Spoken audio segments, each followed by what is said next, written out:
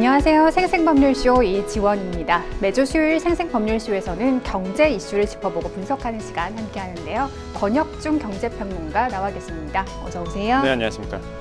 좀 변동성이 큰 시장입니다. 요즘 경기 흐름 어떻게 보고 계십니까? 요즘에 뭐 시장의 유동성이 다 주식 시장으로 지금 다 흐르고 있죠. 그러다 보니까 코인 시장 다 빠지고요. 주식 시장에 대한 관심들이 뜨거운 시장이다. 이렇게 좀 평가를 해보겠습니다. 네, 지금 이 방송은 유튜브를 통해서도 실시간으로 함께 방송되고 있습니다. 많은 시청 부탁드리고요. 유튜브를 통한 소통의 창구도 활짝 열어두겠습니다. 방송 중 궁금하신 질문들 올려주시면 저희가 답도 해드릴 테니까요. 많은 참여 바랍니다. 여러분은 지금 생생법률쇼와 함께하고 계십니다.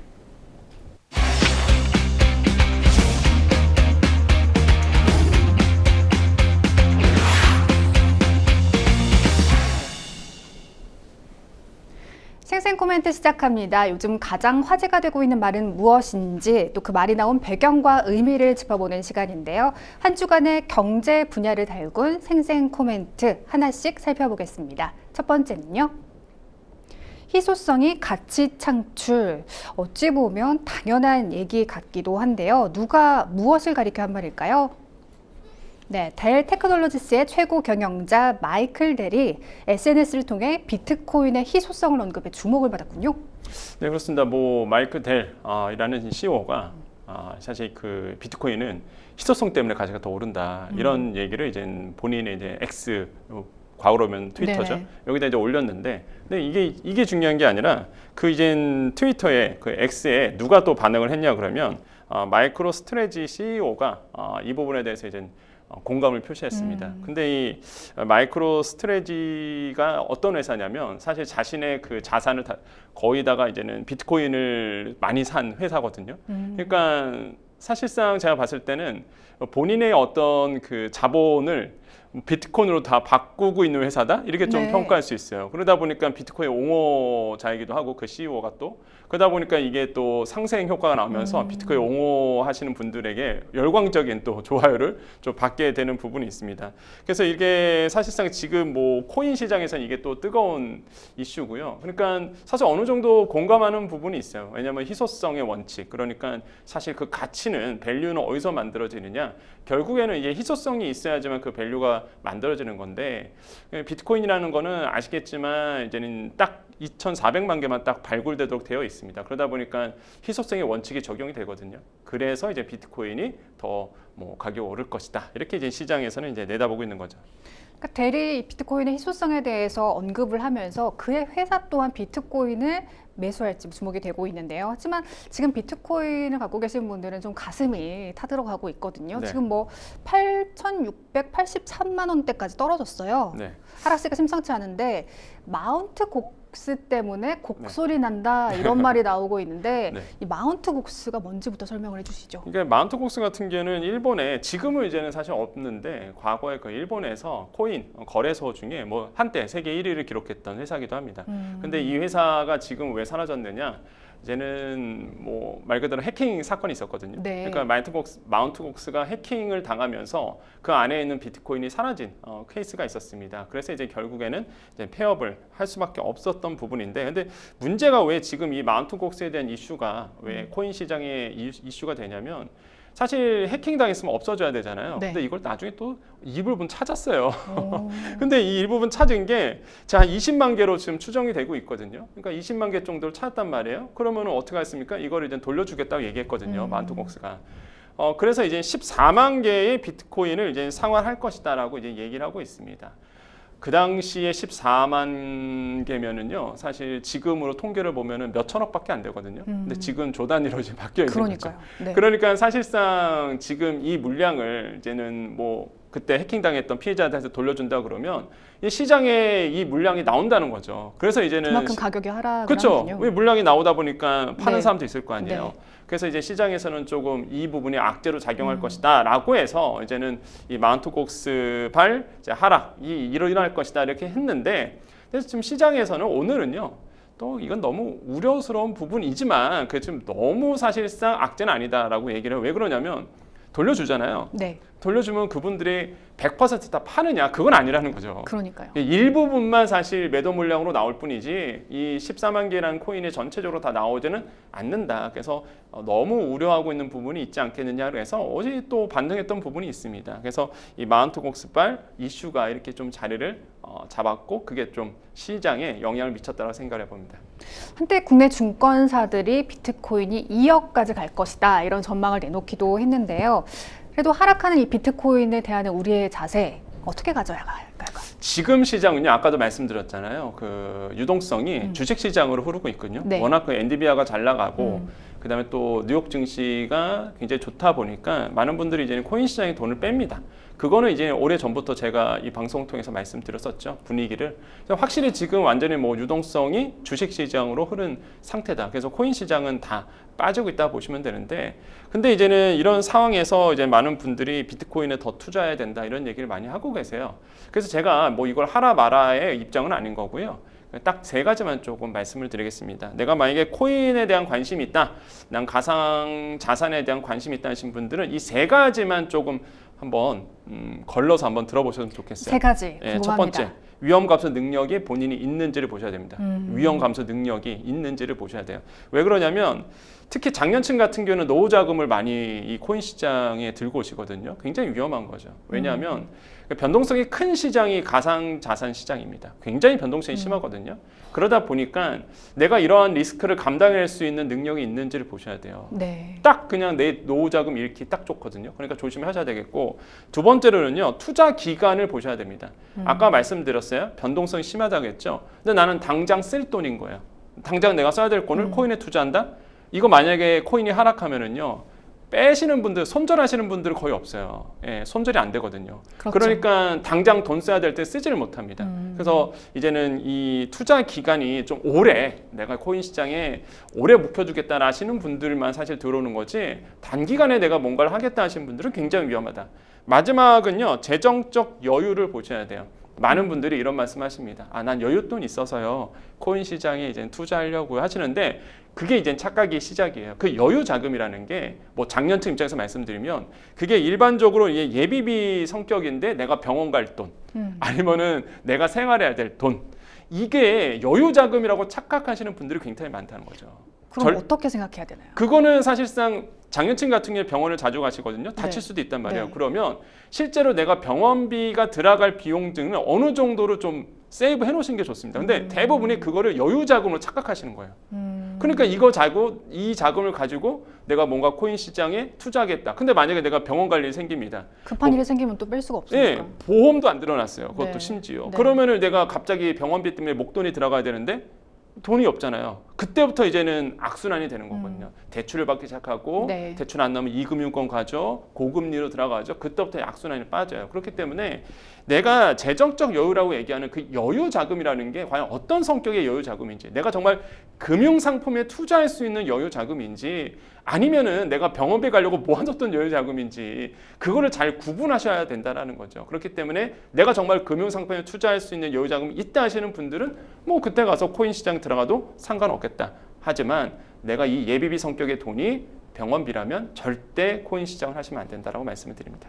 엔비디아 얘기도 잠깐 해보겠습니다. 최근 3거래일 동안 12%가 넘게 빠졌습니다. 이게 과열이 돼서 그런 건지 아니면 잠시 숨고르기 하는 것인지 궁금한데요. 어떻게 보고 있습니까? 지금 보면 확실히 이제 숨고르기를 하고 있는 것 같아요. 물론 뭐 고점, 뭐 너무 고점이다라는 부분도 있는데, 일단은 뭐 성장 가능성이 굉장히 높은 기업입니다. 일단 상황부터 말씀드리면 6월 18일에 135달러 찍으면서 고점 찍고요. 연속 이제 3거래일 빠졌습니다. 그래서 실제적으로 지금 보면은 아까 말씀인 것처럼 이제 12% 정도 지금 빠진 걸로 이제 조사가 되고 있는데, 어쨌든 간에 지금 상황에서 시장에서는 뭐 사실 잠깐 이제 차익 실현 매물이 나왔을 뿐이다라고 이제 얘기를 하고 있어요. 왜 그러냐면 2022년 이후에요, 엔비디아가 7.5배 올랐습니다. 지금까지 보면은요, 무지막지하게 오른 거고요. 그다음 올해 들어와서 상승률이 150% 상승. 그다음에 한 달 만에 30% 상승했거든요. 엔비디아가. 네. 엔비디아가 성장세가 굉장히 무섭죠.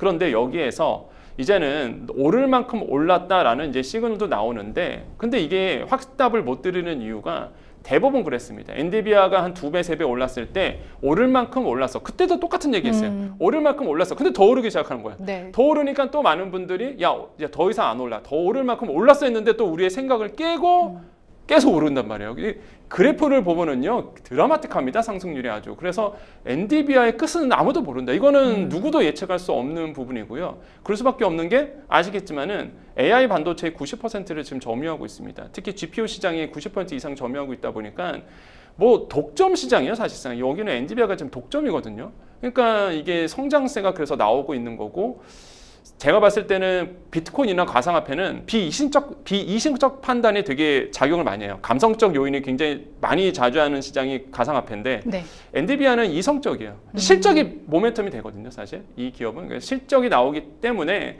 이건 이성적 판단으로 해도 사실 상승할 수밖에 없는 구조로 간다. 물론 지금처럼 좀 차익 실현 매물이 나올 가능성은 역시나 있지만, 그거는 소폭 하락, 이렇게 이제 생각을 하고 있습니다. 네, 우리 시장에서 관련주라고 할 수 있는 SK하이닉스도 얘기를 해보고 싶은데요. 뭐 잠시 숨고르기 했다가 오늘은 뭐 6%의 상승을 보이고 있습니다. 일단은 SK하이닉스 어떻게 보면 될까요? 그렇죠. 지금 엔비디아 오른다 그러면 같이 커플링 현상이 일어나는 SK하이닉스를 이제 주목할 수밖에 없는데, 왜 그러느냐? HBM 때문에 그렇습니다.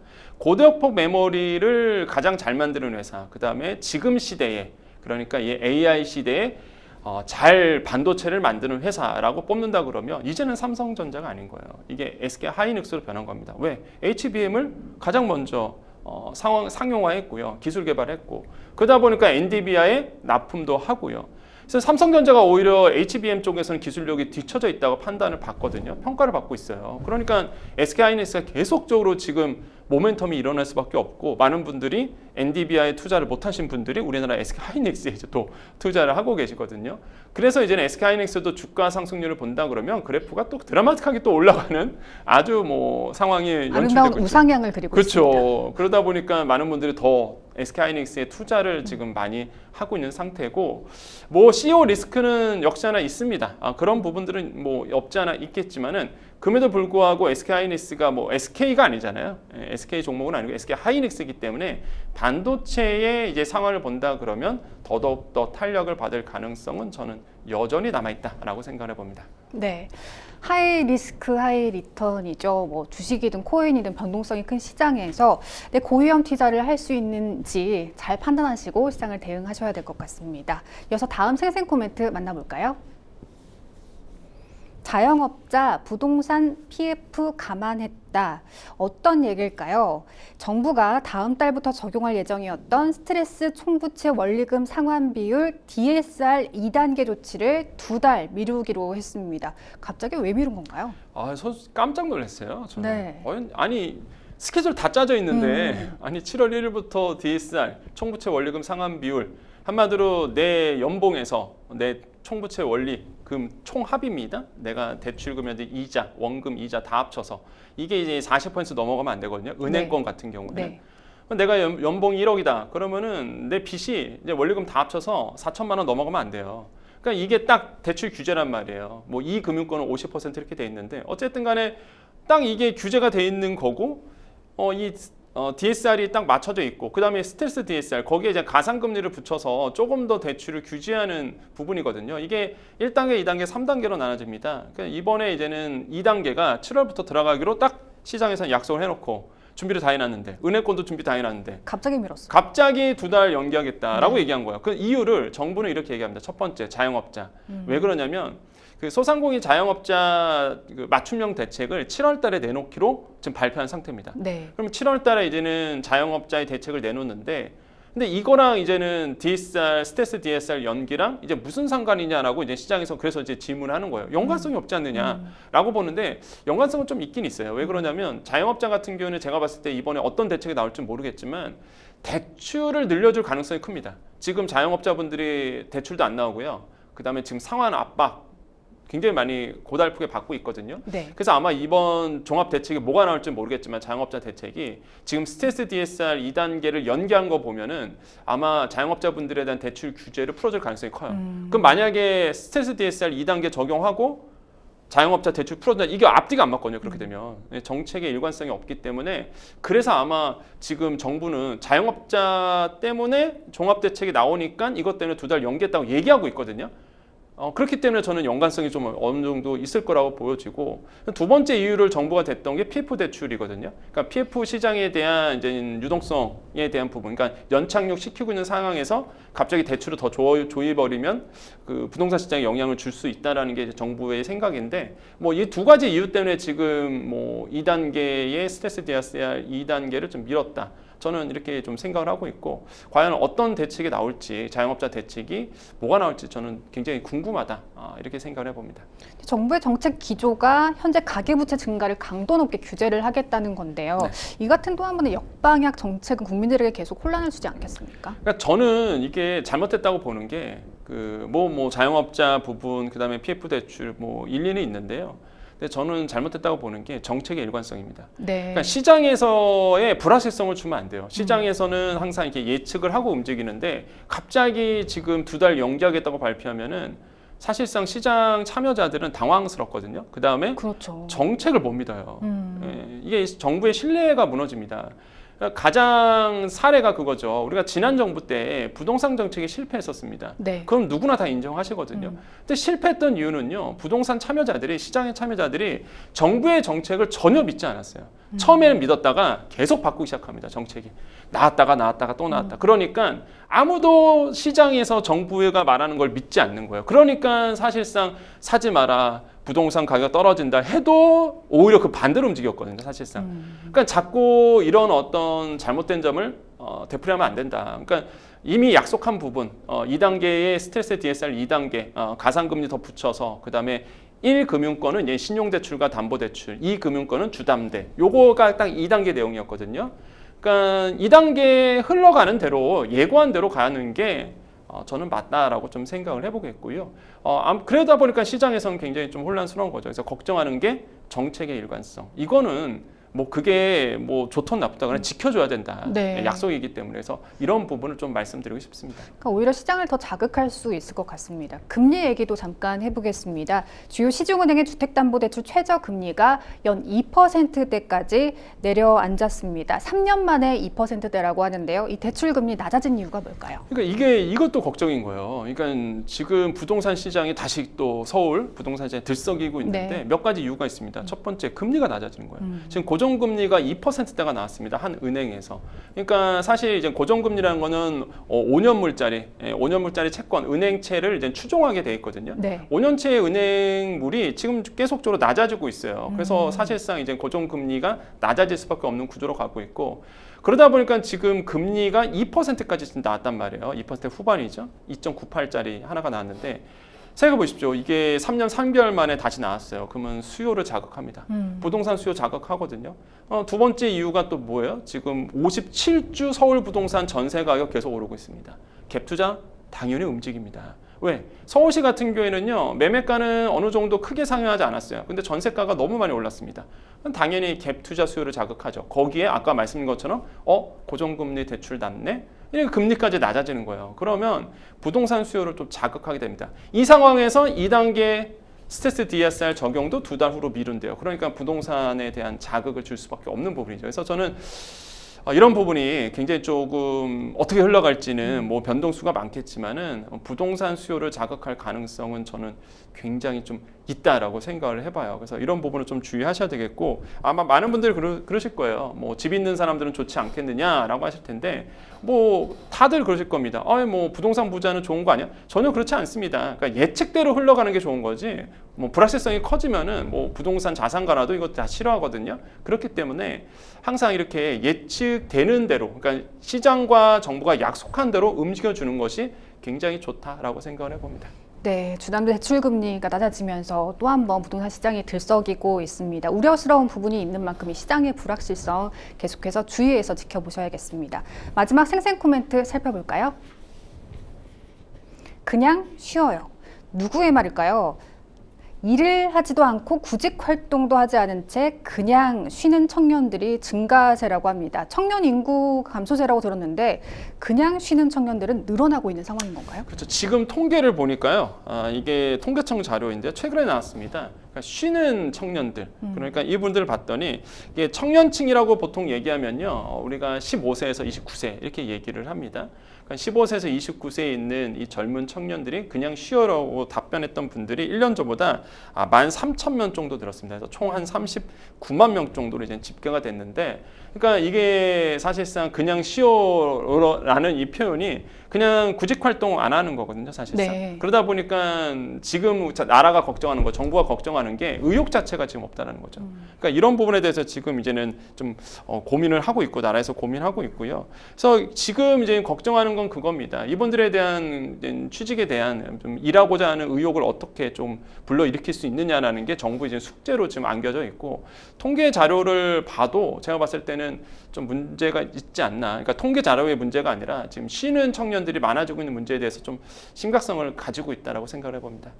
한때 내 꿈은 돈 많은 백수다 이런 밈이 유행하기도 했는데요. 학업을 끝내고 자신의 커리어를 쌓아 나가야 하는데 일을 하지 못하고 또 할 수가 없는 상황이라면 본인도 참 답답할 것 같습니다. 이처럼 그냥 쉬는 청년들이 늘어난 배경 무엇 때문이라고 보세요? 세 가지를 뽑았습니다. 첫 번째, 양질의 일자리가 없어요.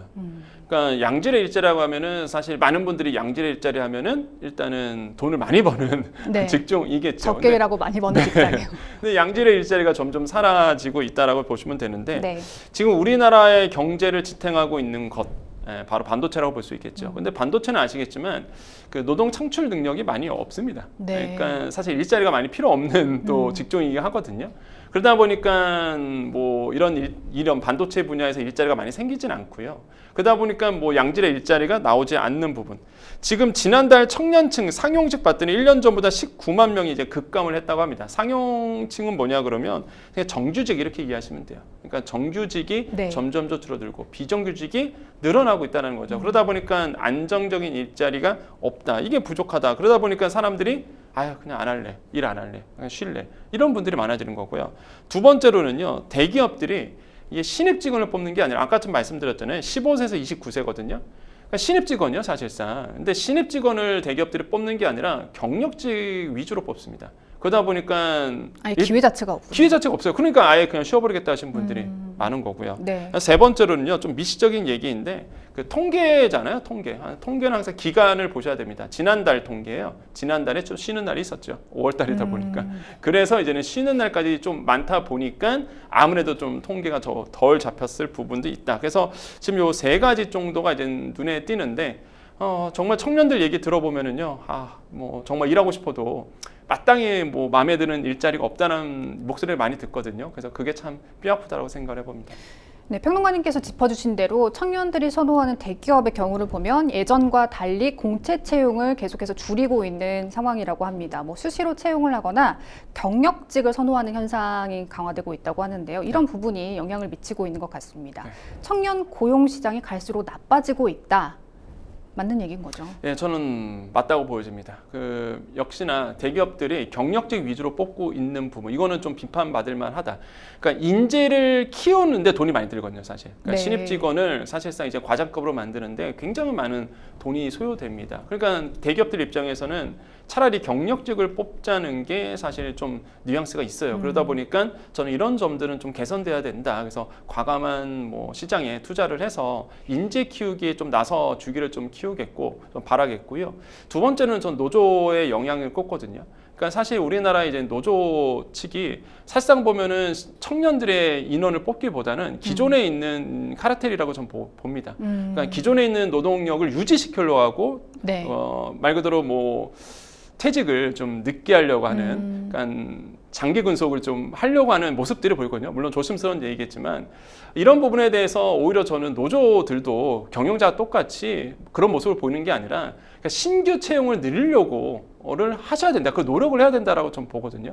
그러니까 너무 지금 자기 테두리 안에서만 있다 보니까 사실 이런 청년들에 대한 기회를 저는 오히려 뺏고 있지 않나라는 생각을 많이 해봐요. 그래서 노조 측에서도 이런 새로운 신입 인재들을 키우려고 변화의 모습을 좀 보여줘야 된다. 그래야지만 우리나라의 이제 청년들이 꿈을 갖게 된다고 좀 생각을 해봅니다. 그러니까요. 처음부터 경력을 가진 사람이 어디 있겠습니까? 네. 이렇게 청년들이 취업이 힘들다 이런 얘기가 나온 지 상당히 오래됐음에도 좀처럼 관련 문제들이 해결되지 않고 있습니다. 양질의 일자리를 늘리기 위한 근본적인 해결 방법 어떤 걸까요? 첫 번째는 당연히 정부의 정책입니다. 그러니까 노동 일자리를 많이 필요하는 이런 기업에다가 인센티브를 주는 건 당연해요. 세액공제라든지 기본적으로 청년들의 일자리가 많이 생길 수 있도록 저는 충분히 세액공제를 줄만 하다라고 보거든요. 네. 그래서 정책이 좀 더 과감해야 된다. 우리가 보통 지금 시장에서 관심 갖고 있는 게 지금 저출생이잖아요. 근데 저출생도 굉장히 중요하긴 한데 제가 더 관심 있는 분야는 청년들의 일자리거든요. 저는 이제 대학에서 학생들을 가르치다 보니까 이 친구들이 정말 능력이 많아요. 정말로 몇 개 국어를 하는 친구들이 있는데 근데 취업 걱정을 하고 있습니다. 근데 저희 때만 생각하더라도 몇 개 국어를 하면은요 취업 걱정 안 했거든요. 근데 지금은 뭐 3개 국어를 해도 지금 뭐 취업 걱정을 하는 마당이다 보니까 야 이거는 지금 노동시장이 너무 협소화되고 있고 너무 위축되어 가고 있구나는 걸 피부적으로 많이 느낀다는 거죠. 자리 자체가 나오질 않다 보니까 양질의 일자리에 대해서 그래서 이런 부분들에 대해서 이제 정부가 과감한 인센티브를 줘서 신규 일자리를 많이 만들 수 있도록 기업들이 만들 수 있도록 뭐 인센티브를 더 과감하게 투자를 해야 된다 이렇게 좀 볼 수가 있겠다. 그래서 저는 정부의 정책 아까 말씀드렸던 뭐 민간 기업이라든지 노조라든지 그런 이유를 말씀드렸고 이번에는 뭐 정부의 정책에 과감한 청년들 지원 정책들이 나아주기를 좀 희망해 보겠습니다. 네, 신규 일자리 창출을 위한 정책적인 보완 기대해 보겠습니다. 지금까지 생생 코멘트 만나봤고요. 저희는 뉴스픽스로 다시 돌아오겠습니다. 여러분은 지금 생생 법률쇼와 함께하고 계십니다.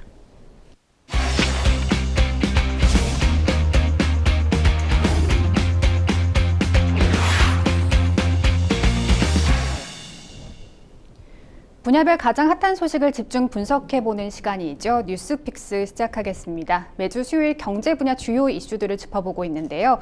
오늘 만나볼 첫 번째 주제는요. 원달러 고공행진, 고환율 고착화되나입니다. 원달러 환율이 고공행진을 이어가고 있습니다. 유럽의 금리 인하 여파와 정치 리스크 등 주요국의 통화 약세가 달러 강세를 유발할 수 있다는 전망이 나오고 있는데요. 관련 내용 짚어보겠습니다. 환율이 불안합니다. 최근 원달러 환율 흐름 짚어주실까요? 뭐 지금 1,300원대 중반을 네. 찍고 있죠? 그러니까 환율을 여러분께서 왜 알아야 될까요? 아마 이 방송 보신 분들 중에서 야, 내가 뭐 환율까지 꼭 알아야 돼? 이런 말씀 하실 수도 있어요. 근데 환율은요 우리 생활에 크게 영향을 미칩니다. 우리 물가에도 영향을 미치죠. 네. 그다음에 외국인의 동향에도 영향을 미칩니다. 지금처럼 환율이 높아지면요 외국인들 다 떠나가요. 그러니까 환율에 대한 부분들 이제는 고민스러울 수밖에 없다. 그래서 환율의 추이도 잘 보셔야 돼요. 그 환율 지금 본다 그러면 일단 환율이 굉장히 고환율 상태입니다. 1,380원대 후반 이렇게 가고 있거든요. 자칫 잘못하면 뭐 1,400원도 돈파할 수 있다. 이런 얘기가 나오고 있습니다. 그러다 보니까 지금 환율이 왜 이렇게 오르느냐라고 봤을 때 다행인 거는 국내적인 요소는 아니에요. 그러니까 우리나라가 무역이 안 돼서 뭐 경상수지가 떨어져서 이렇게 보진 않고요. 지금의 대외적인 요소로 많이 꼽고 있습니다. 그러니까 아까 말씀하신 것처럼 뭐 미국의 금리의 변화라든지 유럽의 중앙은행의 금리의 변화 이런 것 때문에 사실 대외적인 변수로 해서 환율의 영향이 좀 고환율 상태로 가고 있다라고 보시면 되겠고 지금 외국한 중개 기준으로 본다 그러면 계속적으로 환율이 오르고 있는 추세는 뭐 눈에 봐도 뻔하고요. 지금 본다 그러면 뭐 아시겠지만 미국의 매파적인 발언 또 나오고 있습니다. 이게 어제 새벽이었죠. 매파적 발언이 또 나왔어요. 금리 인상할 수 있다. 이런 얘기가 연준 위원 입에서 다시 한번 나왔거든요. 그러니까 다시 또 환율이 또 뛰게 되는 거죠. 왜? 네. 강달러가 지속이 됩니다. 환율이 그러니까 미국의 금리가 높다는 얘기는 당연히 이제 강달러라고 이해하시면 되겠고요. 강달러면 당연히 우리나라의 원화가 약세가 되겠죠. 그럼 환율이 높아진다. 그럼 환율이 높아지면은 또 우리나라에 대한 영향은 크게 좌우할 수밖에 없겠죠. 그래서 지금 이런 부분도 영향을 미치고 있고 또 달러 인덱스 같은 경우에도 지금 105.67 기록하고 있거든요. 100을 넘어간다 그러면 역시나 이제는 주요 통화국 6개국에 비해서 달러의 강세가 너무 높다 이렇게 평가하는 거거든요. 그러니까 달러 인덱스가 이렇게 계속 높아지고 있는 부분 굉장히 이제 부담스러울 수밖에 없고 지금 시장의 전망치는요. 뭐 1,370원부터 한 1,410원 사이에 움직이지 않을까 이렇게 보고 있는데 물론 스프레드가 굉장히 크죠. 차이가 크긴 큰데 1,400원은 아마 안 넘어가게 할 거예요. 아마 통화 당국이 제가 환율 당국이 아마 그대로 있지는 않을 겁니다. 그래서 지금 1,400원은 넘지 않도록 아마 관리하지 않을까 이렇게 좀 생각을 하고 있습니다. 4월에도 좀 많이 올랐다가 그 이후로 좀 진정되는 분위기였는데요. 네. 이렇게 환율이 오르는 직접적인 배경이 있을까요? 그러니까 네 가지를 제가 말씀드릴게요. 환율이 왜 그동안 오를 수밖에 없느냐, 또 올라갈 수밖에 없는 요인. 첫 번째, 미국 경제가 좋죠. 너무 좋아요.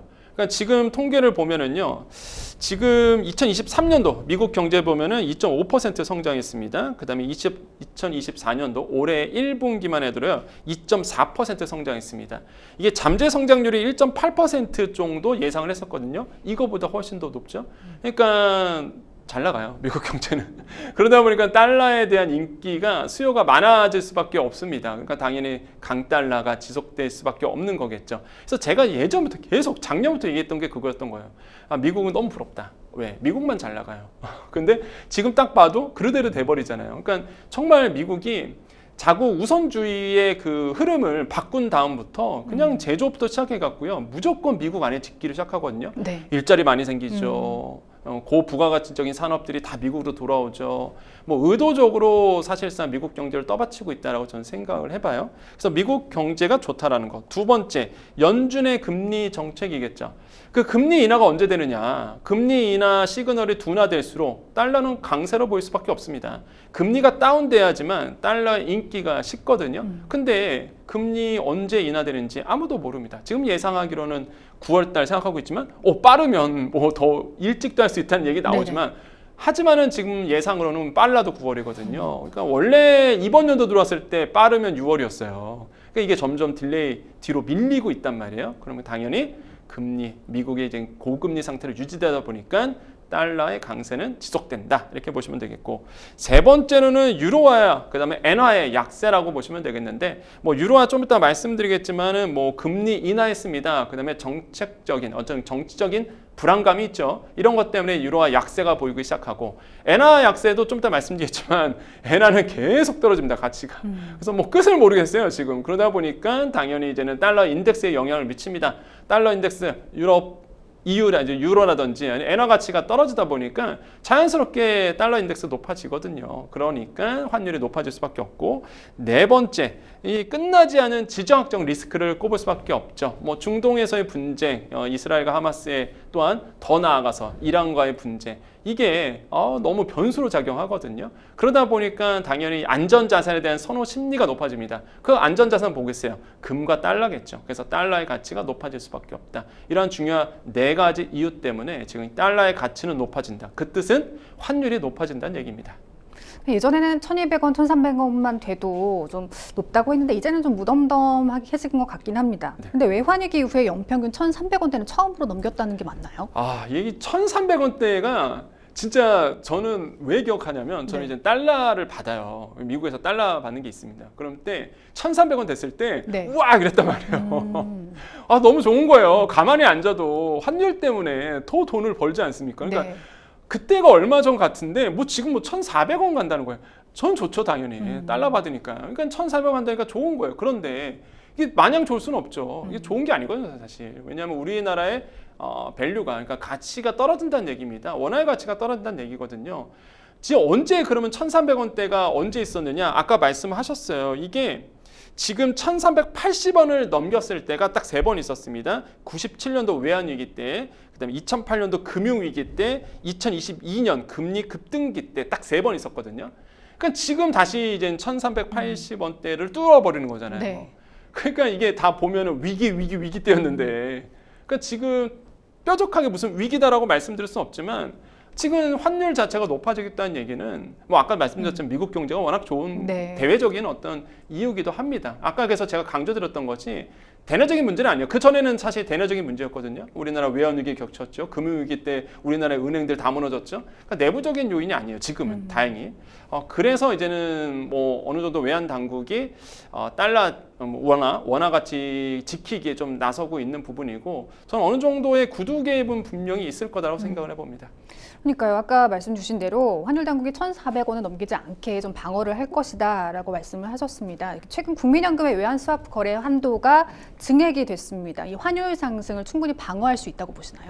그러니까 먼저 이걸 아셔야 돼요. 국민연금의 그 외환 스와프 이게 뭔지를 좀 아셔야 되는데, 일단 국민연금은요 외환 당국에 이제 원화를 지급합니다. 스와프잖아요. 바꾸는 거예요. 네. 그럼 외환 당국은 국민연금 쪽으로 달러를 줍니다. 이게 교환하는 거거든요. 이렇게. 근데 이걸 왜 하느냐 이거예요. 국민연금이 왜 이걸 달러를 받냐 이거죠.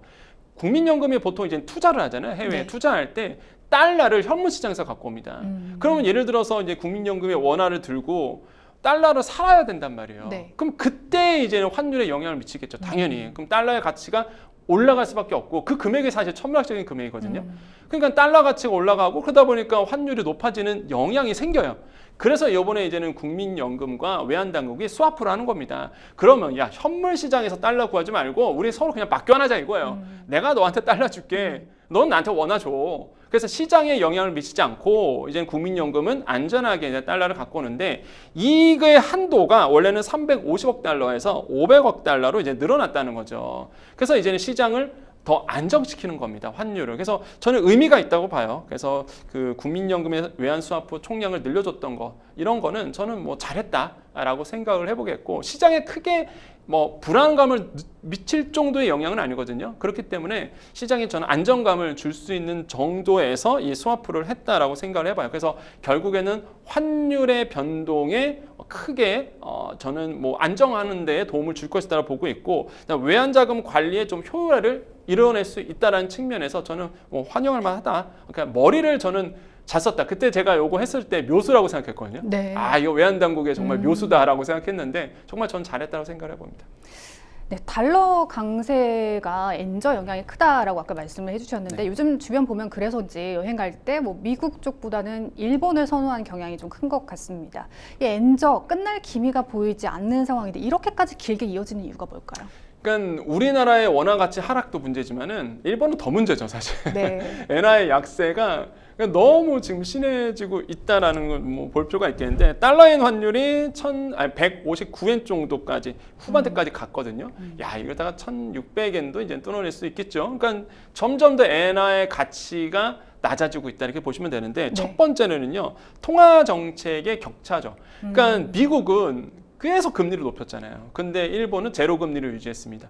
이 금리의 격차가 벌어다 보니까 당연히 달러는 강세가 되고요. 엔화는 약세가 될 수밖에 없는 구조적인 흐름이 이뤄질 수밖에 없죠. 그래서 물론 일본 정부가, 일본 중앙은행이 뭐 다시 한번 이제는 엔화 가치를 높이겠다 얘기하겠지만은 지금 시장에서는 영향력이 굉장히 미미합니다. 이런 부분이. 그래서 이런 어떤 통화 정책의 격차로 인해서 달러 가치는 계속적으로 낮아질 수밖에 없고요.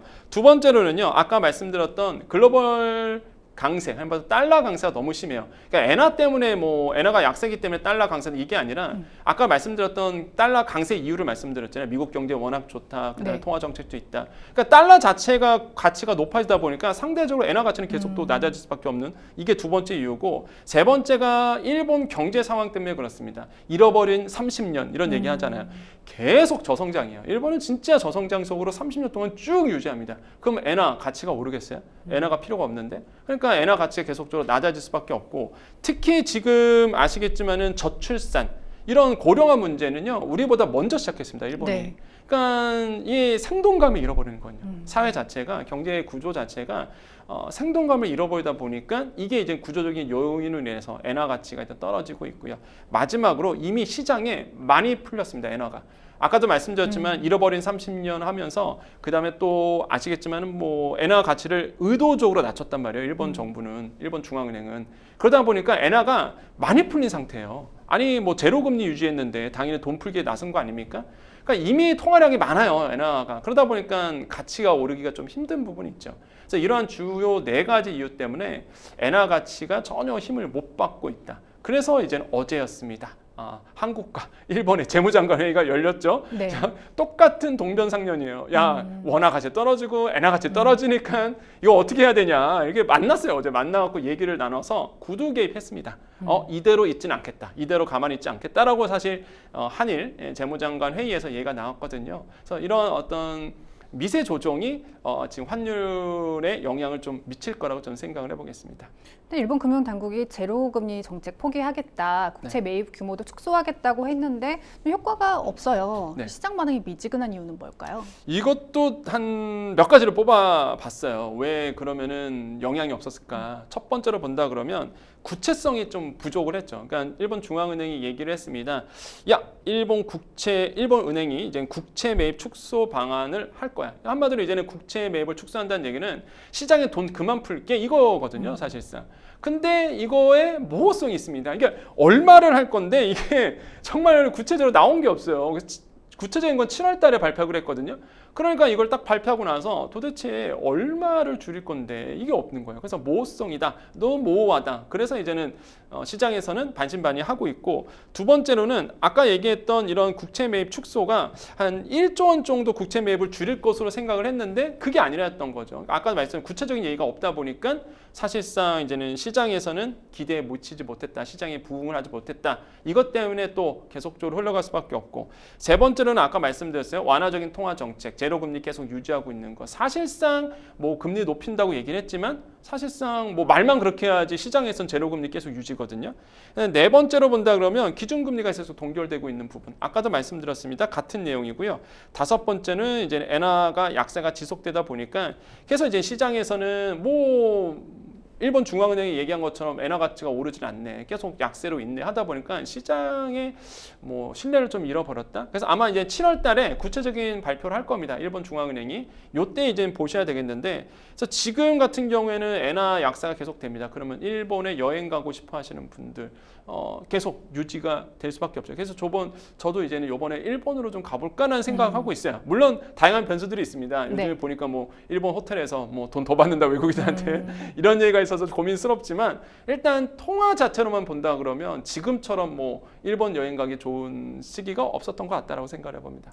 다시 달러 얘기로 돌아오겠습니다. 공공요금 동결 등으로 안정권에서 버는 물가가 다시 오르고 수출도 회복세였는데 이 높은 달러로 인해서 타격을 입는 것은 아닌지 좀 불안한데, 고환율에 가장 우려되는 부분은 아무래도 다 물가 아니겠습니까? 그렇죠. 이제 환율이 높아진다는 얘기는요, 당연히 무슨 얘기일까요? 우리가 보통 수출 기업은 좋을 겁니다. 그죠? 더 많은 돈을 받으니까. 그런데 수입 기업은 당연히 더 많은 돈을 줘야 되니까 당연히 수입 기업은 좋지 않을 거예요. 그 뜻은 뭐냐? 우리가 사실상 많은 물건을 수입해서 우리 생활 물건을 쓰고 있습니다. 그러면 당연히 환율이 오른다는 얘기는요, 수입 물가가 이제 높아질 수밖에 없는 구조로 가죠. 그럼 수입 물가가 높아지잖아요. 그럼 우리는 비싼 돈을 주고 살 수밖에 없습니다. 당연히 소비자 물가 상승률에 영향을 줄 수밖에 없어요. 그렇기 때문에 이렇게 환율이 오른다는 거는 사실상 물가에 크나큰 영향을 줄 수밖에 없다. 그래서 환율이 기대 이상으로, 그러니까 기대치 이상으로, 아니면 우리가 예상 범위 내에서 움직여야 되는데 예상 범위를 뛰어넘고 움직이면은 절대 좋은 게 아니다라고 다시 한번 강조를 해드립니다. 그럼 향후 환율을 좌우할 변수 어떤 것들을 좀 눈여겨봐야 할까요? 일단 유가를 잘 살펴보셔야 돼요. 뭐든지 이제 유가입니다. 왜 그러냐면 유가는 무조건 기름은요 달러로 거래가 됩니다. 그럼 우리는 달러를 사야 될 수밖에 없는 부분이거든요. 그래서 유가의 향배를 보셔야 되겠고, 두 번째로는 미국 금리의 향배도 같이 보셔야 됩니다. 미국 금리가 언제 인하될까? 이 두 가지를 보시면요 아마 환율의 변화 예측 가능할 것이다라고 생각을 해보겠습니다. 뉴스픽스 두 번째 주제 살펴보겠습니다. 인구 국가 비상사태 선언 앞으로가 중요한 이유입니다. 지난주 윤석열 대통령이 인구 국가 비상사태를 선언하고 저출생 대책을 쏟아냈습니다. 특히 신혼 출산 가구를 위한 주거 지원 방안이 관심을 받았는데요. 하나씩 짚어보겠습니다. 주택 분야 초점은 양질의 주택 공급을 늘리고 주거 마련 부담을 줄이겠다는 건데요. 그린벨트 해제 카드까지 꺼내 들었습니다. 전반적으로 어떻게 보셨습니까? 저는 뭐 이번에 발표하는 걸 보고 나서요, 확실히 이제는 그 신혼부부, 그다음에 그다음에 신혼부부 중에서도 출산 가구에게 정말로 많은 이익을 주겠다라는 게 이제 눈에 띄었는데, 일단 수도권의 신규 택지를 개발해서 이 부분의 거의 80%를, 그러니까 이거는 신규 택지라는 거는요, 그 기존에 나왔던 택지를 얘기한 건 아니에요. 신규 택지를 개발하겠다는 거거든요. 없는 주택을 더 이렇게 신규 택지를 마련하겠다. 네. 그 마련한 땅에 신혼주택들을 지어서 80%를 신혼부부에 주겠다는, 이거 굉장히 파격적이죠. 그 다음에 이제 분양주택 신생아 우선 공급 확대를 연간 7만 호에서 이제 12만 호로 늘리겠다는 것도 눈에 띄고요. 그 다음에 출산 가구에 대한 특별 공급의 청약을 뭐 좀 이따 말씀드리겠지만 1회였습니다. 근데 이거를 한 번 더 주겠다. 네. 이거는 엄청난 파격이죠, 사실. 특공에 이걸 한 번 더 준다고? 진짜 너무 아쉬워요. 제가 빨리 신혼부부가 돼야 되나요? 저는 벌써 이미 끝났기 때문에 만약에 과거로만 돌아갈 수 있어도 저는 아마 이 특공을 꼭 노리지 않았을까 생각을 해보는데, 이것도 파격적이고요. 그다음에 신생아 특례 대출 소득 요건을 완화했습니다. 그래서 네. 이게 원래 2억이었단 말이에요. 그것도 2억 5천으로 지금 늘려줬거든요. 부부 합산. 이것도 굉장히 파격적이죠. 그래서 이렇게 전반적으로 좀 평가를 해보겠습니다. 분양주택에 대해서는 신생아 우선 공급 신설과 확대를 통해서 출산 가구 대상으로 연간 12만 호 플러스 알파의 주택을 공급하겠다고 밝혔습니다. 기존 계획 7만 호보다 5만 호 이상 늘어난 수치인데 가능한 물량입니까?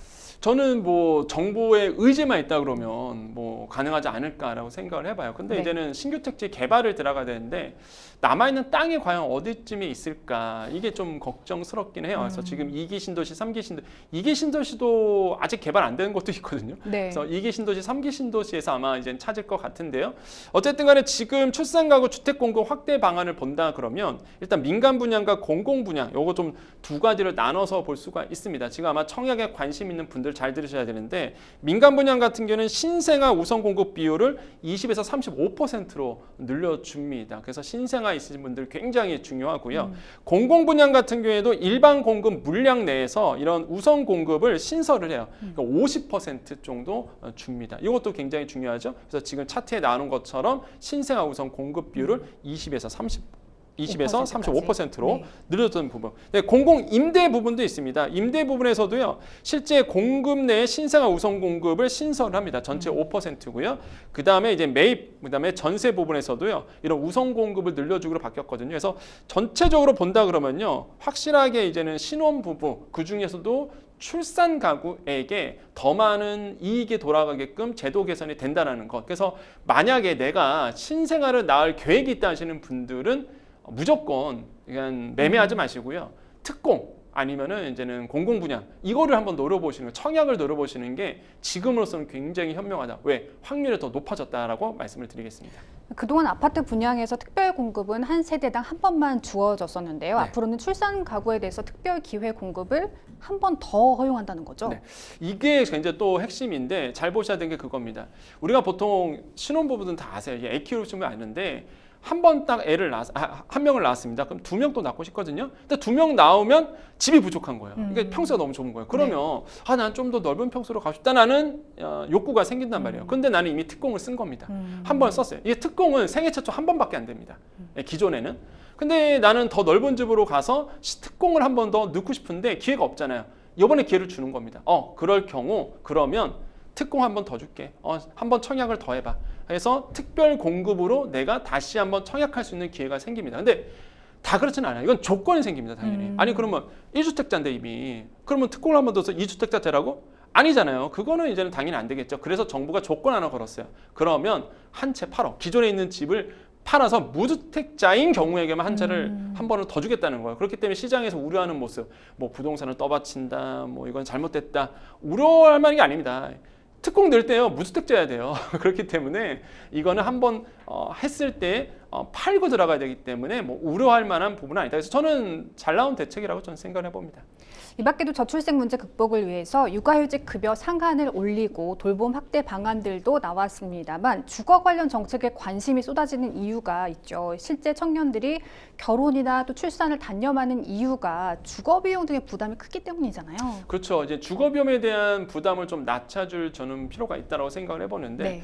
저는 이번에 또 눈에 들어오는 게 신생아, 그래서 특례 구입 자금, 그다음에 전세 자금에 대해서 아까 말씀하신 것처럼 좀 완화해줬다는 부분도 저는 눈에 띈다고 말씀을 드려요. 특히 신생아 구입자금 대출이 있습니다. 이게 아시겠지만 디딤돌, 그다음에 전세 자금은 버팀돌, 버팀목 자금이라고 보통 얘기하잖아요. 이번에 이제는 소득 구조를 높여줬죠. 원래는 2억 원까지였는데 이게 2억 5천까지 부부 합산입니다. 저는 이거 굉장히 잘났다고 보거든요. 왜 그러냐면 사실상 신혼 부부가 내 집 마련한다는 거는요, 사실상 청약밖에 없어요. 청약밖에 없는데, 근데 이제 자산가들, 그러니까 증여를 받거나 상속받은 분들은 신혼 때 내 집 마련합니다. 전세 잘 들어가요. 그런데 자산은 없고 소득 높으신 분들이 있어요. 이런 분들은 증여, 상속 없거든요. 자산이 없다 보니까. 근데 소득이 높다는 이유만으로 이런 정보의 비대칭성 아니면은 기회마저 없다. 이건 아니라고 전 보거든요. 그래서 2억 5천, 부부 합산 2억 5천 넘어가신 분들에게도 이런 특례 대출을 받아서 내 집 마련을 할 수 있도록 만들어준다는 부분은 저는 뭐 당연히 맞다라고 저는 생각을 해봅니다. 그래서 이런 부분이 제도적으로 잘 바뀌었다. 그래서 이런 어떤 청년불에 대한 내 집 마련의 수요를 잘 반영을 했다라고 생각을 해보겠고, 이 정책대로 좀 흘러가기를 좀 권유드리겠습니다. 근데 이런 대책들이 출생률 반전 이론의 근본 대책이 될 수도 있을까요? 저는 뭐 근본적인 대책은 될 수는 없더라도요. 그래도 지금 많은 청년들이 애를 안 낳는 이유를 물어본다 그러면 이건 통계로 나옵니다. 주거의 문제를 뽑거든요. 주거의 문제가 안정이 된다 그러면 저는 어느 정도 한 명이 낳을 때 2명 낳을 수 있다고 보거든요. 그렇기 때문에 제가 첫 번째로 꼽는 게 주거의 문제를 해결할 수 있는 부분. 이런 부분에서 아마 이번에 대책을 발표했다. 그래서 근본적인 대책은 아니더라도 분명히 도움이 되는 대책은 맞다라고 평가를 해보겠습니다. 네. 생생법률시 어느덧 마칠 시간입니다. 오늘 함께해 주신 권혁중 평론가님 고맙습니다. 네, 감사합니다. 네, 오늘 준비한 내용은 여기까지입니다. 시청해 주신 여러분 고맙습니다.